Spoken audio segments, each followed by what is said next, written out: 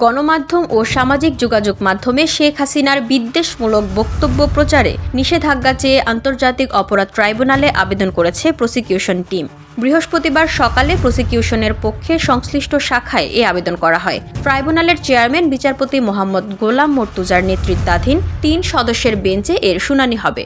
সম্প্রতি সামাজিক যোগাযোগ মাধ্যমে অন্তর্বর্তী সরকারকে নিয়ে নানা কটূক্তি করেছেন ভারতে পালিয়ে যাওয়া শেখ হাসিনা, যা বিভিন্নভাবে সামাজিক যোগাযোগ মাধ্যমে ছড়িয়ে পড়ে। প্রসিকিউশন বলছে, যে সমস্ত হেট স্পিচ দিচ্ছেন সরকার তা বন্ধেই এ আবেদন।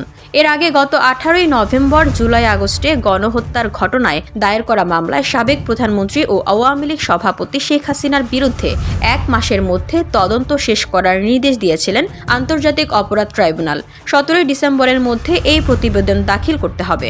গণ অভ্যুত্থানের পর শেখ হাসিনা সহ আওয়ামী লীগ 14 দলের নেতা ও আইন শৃঙ্খলা রক্ষাকারী বাহিনীর সাবেক শীর্ষ কর্মকর্তাদের বিরুদ্ধে এখন পর্যন্ত গুম, হত্যা, গণহত্যা সহ 150-রও বেশি অভিযোগ ট্রাইব্যুনালে জমা পড়েছে। গ্রেফতার আছেন সাবেক 10 মন্ত্রী সহ 25 জন। ভিউডি বাংলা নিউজ ডেস্ক।